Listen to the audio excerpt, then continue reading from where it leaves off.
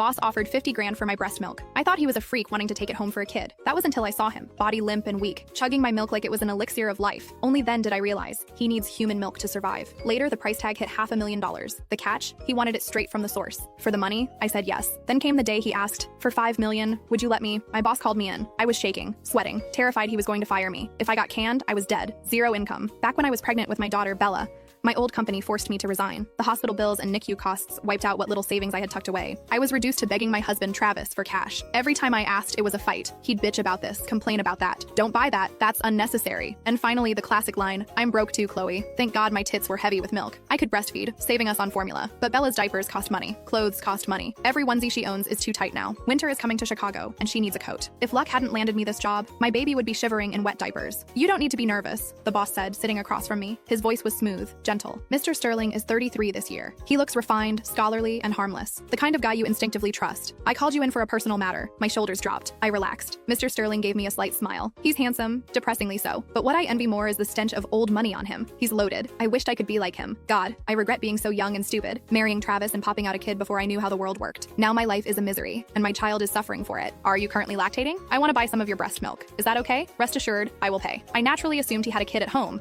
or maybe a friend's baby was starving and the mom ran dry.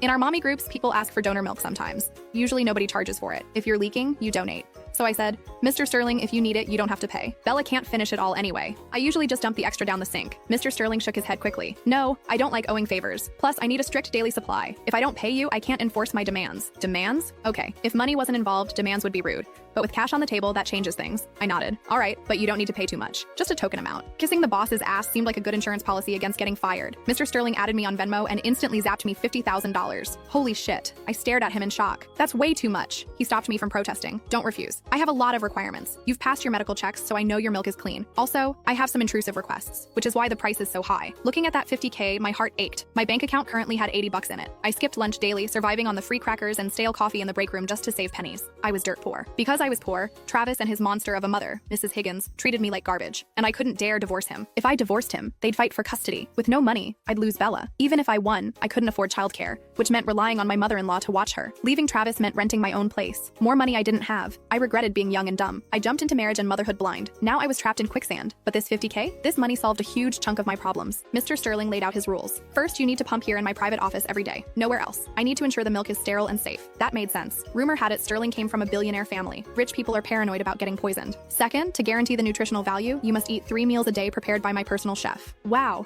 Rich people are difficult. But this was good for Bella's milk quality. Plus, eating dinner here meant I didn't have to go home and face Travis and the old hag for dinner. Win-win.